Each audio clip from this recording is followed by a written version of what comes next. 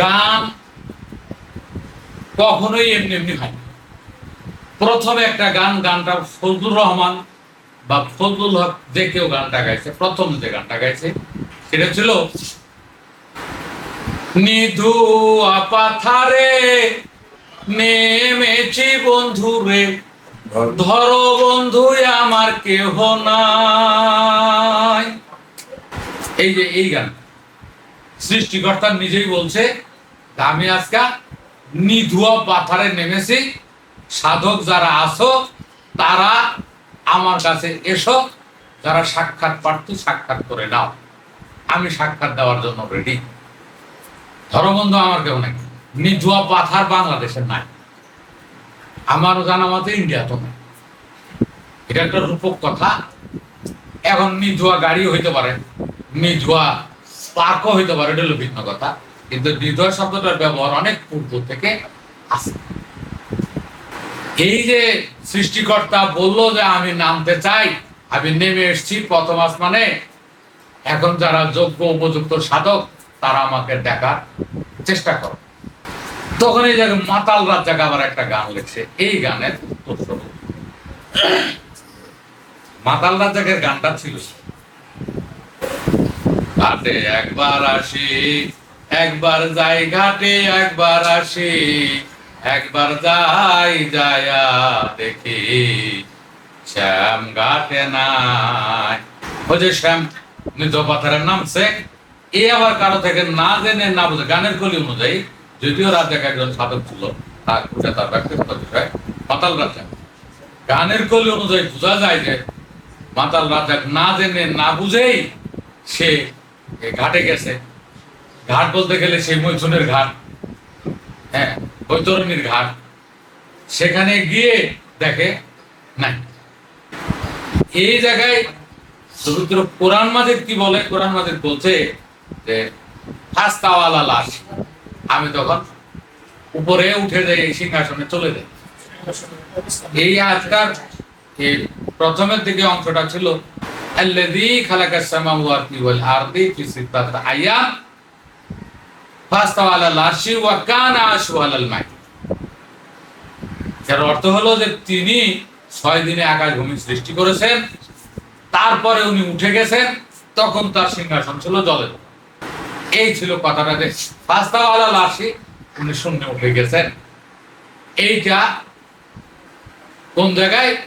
ওই যে এর আগের বার যে ব্যাখ্যা করলাম 3.5 দিনে এক প্রহর ধরা হয়।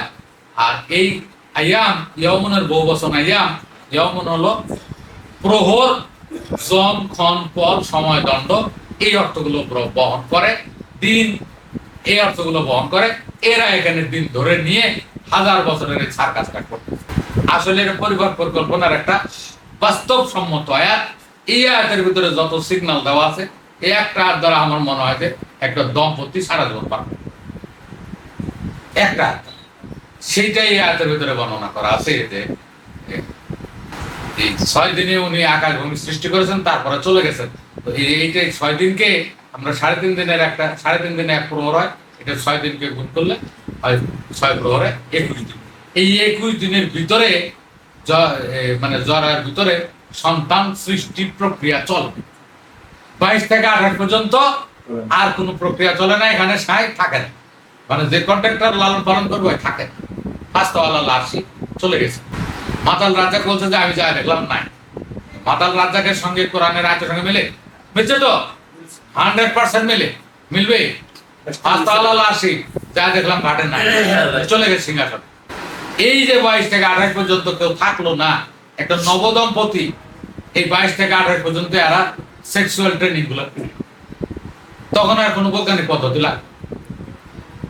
তাহলে 21 দিন যদি বিরত থাকে আর 3 দিন যদি রজ চলে, তাহলে ওই রজের 3 দিনও বাদ, 21 দিনও বাদ, 24 দিন গেল।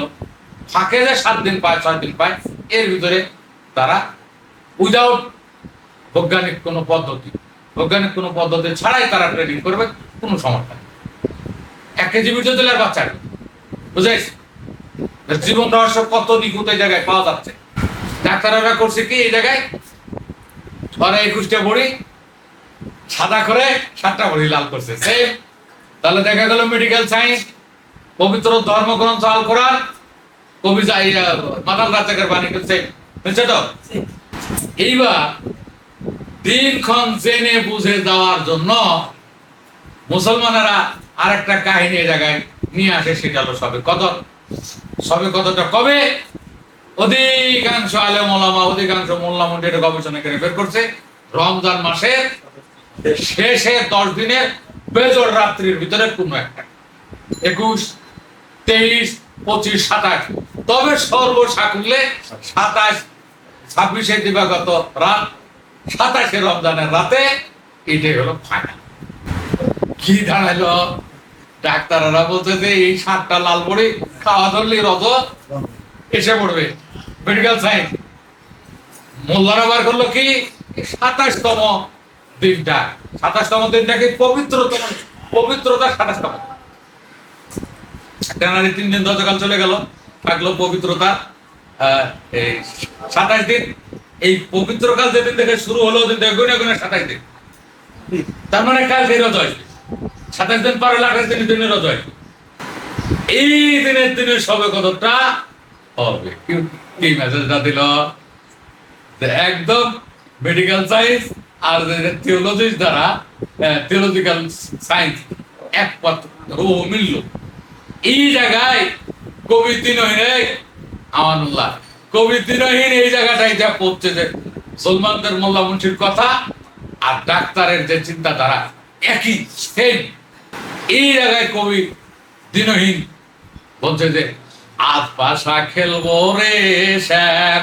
আজকে তো দিনে ক্ষণে লগ্নে মিলে গেছে। ও শ্যাম রে তোমার সনে একেলা পাইয়াছি রে শ্যাম এ নিধুবনে, আজ পাশা খেলবো রে শ্যাম। অর্থাৎ আজকে পাশা খেলা হলো মৈথুন, পাইচালি করা হলো মৈথুন। লালন সাহেবের এক বানের ভিতর আছে, পাইচালি খেলো তাড়াতাড়ি ডুব পাড়া তোর দৌড়া দৌড়ি, উঠবে জলে কোপের নারী, হানা দিবে জীবন মূলে গিড়ে গাঙ্গেতে খেয়া। পাইচালি আর এইটা হলো পাশা খেলা। লালন সাহেব এরকম পাশা খেলাতে বানিয়ে আছে এবং সিলেটের দিনহীনেরও বানিয়ে আছে। দিনহীনের কথা যেহেতু ডাক্তারি মতে আর মরবি মতে তোমার পাইছি, আজকে শেষ দিন, আজকে তুমি আসবে, আজকে যায় তোমার সঙ্গে আমি আসল পাঞ্জাটা লোক। ঠিক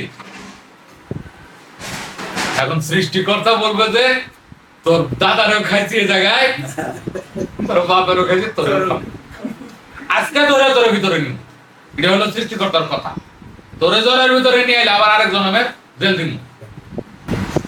আর সাধকের কথা হইলো, দিনহীনের কথা হইলো যে আজকে আমি তোমারে ধরতে আইছি, তুমি তো আমার পাইবাই না। আমার দাদা একটা বোকা ছিল, আমার বাপ একটা বোকা ছিল, আমি কি হেই বোকা? আমি দীর্ঘ দিনে এসছি, আজকে আমি তোমার এটা না বার করবো।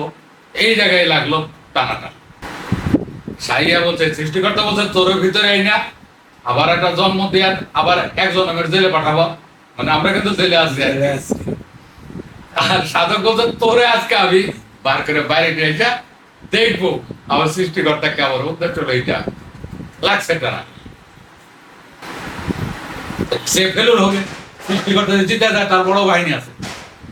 সৃষ্টিকর্তার বাহিনী দিয়ে ফুরাত নদীর পাড় ঘেরা, যে ইয়াজিদের বাহিনী দ্বারা পাড় ঘেরা। এখানে হোসেন পানি এনে দেখে মরে গেছে, যে পানি এনে মেরে যাবে। এটা কিন্তু জল, সৃষ্টিকর্তা জল আকারে আছে।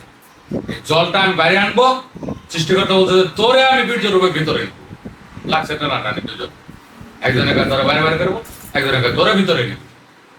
ঠিক আছে? এই জায়গায় যে শক্তিশালী হবে, এই জায়গায় কলে এইটা হলো ও বদরের যুদ্ধ। বদরের যুদ্ধে এর ছিল 1000 বাহিনী আর এর ছিল কম বাহিনী, 313 জন, এর ছিল 1000, কাবররা ছিল 1000। এই জায়গায় সৃষ্টিকর্তার বাহিনী হলো 1000। সৃষ্টিকর্তার বাহিনী হলো 1000, মানে 1060। সৃষ্টিকর্তার বাহিনী হলো কামরস, এর নাম হলো গ্যারোজিন, ইংলিশে বলে গ্যারোজিন, অর্থাৎ গুপ্ত ঘাতক সেনাবাহিনী।